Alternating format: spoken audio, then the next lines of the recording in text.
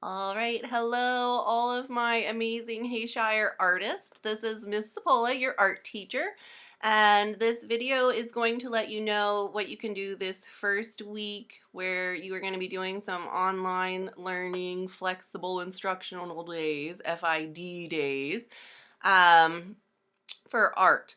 And this week, it is the same as when we had a snow day earlier this year, and probably the same as when you had some snow days in the past.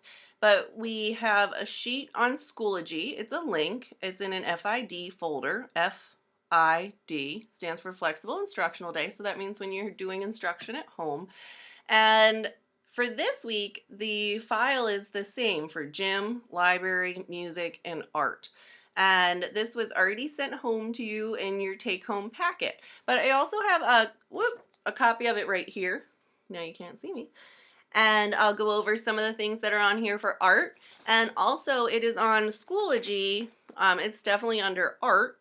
And it has all the things this week. But all of your specialist teachers, right, at Hayshire have this on their page for this week also. So that's one place that you can go and find it.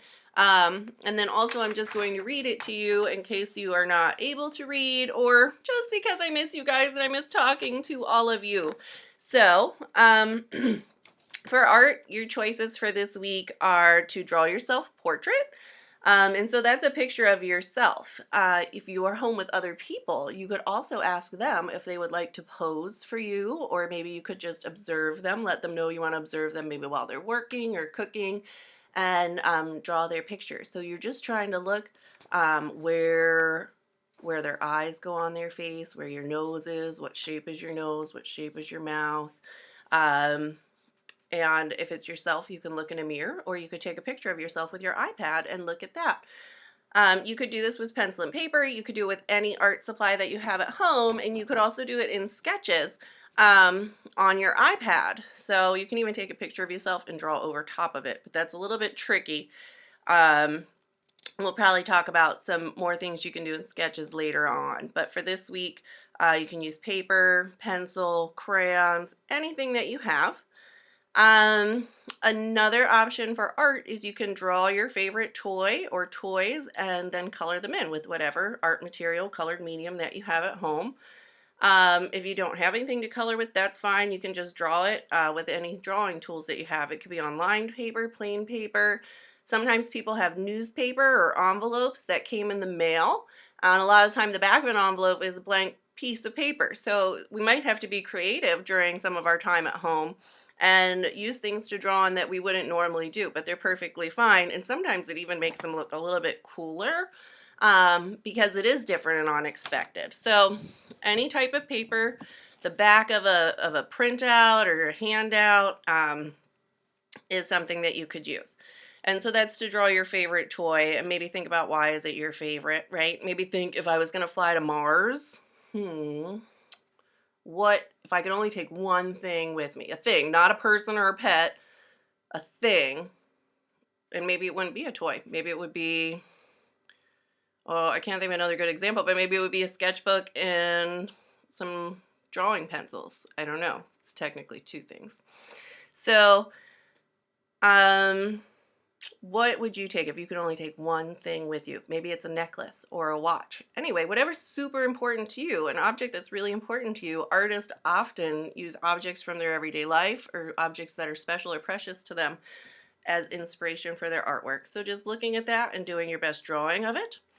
One of the choices would make a snow sculpture because this was originally written to be for a snow day. You are not going to be able to make a snow sculpture, so just ignore that one.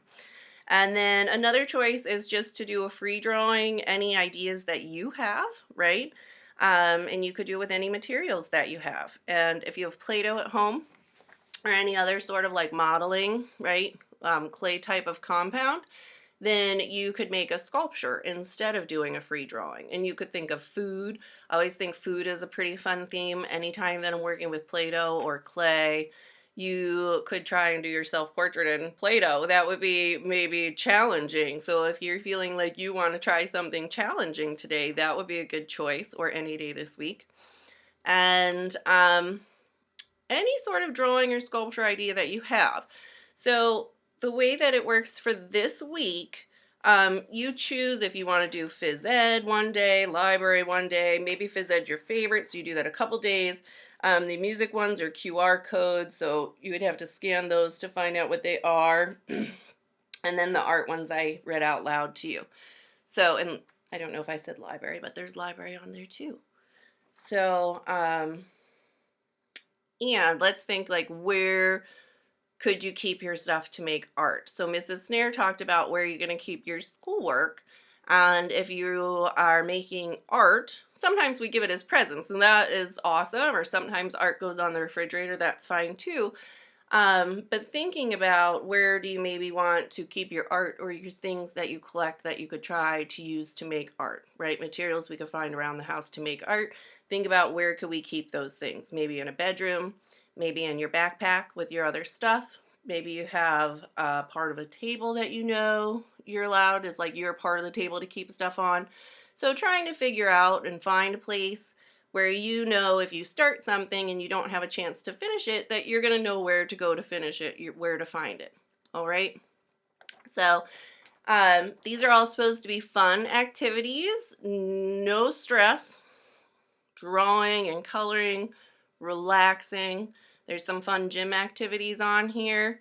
So you are doing whatever one you think sounds the most fun, and that is going to help you enjoy your day the most. Okay? All right. You can always reach me via email, my email address. You can email me through Schoology. And then I will make sure I make my regular address available on Schoology also in case you want to send me an email. I would love, love, love to hear from you.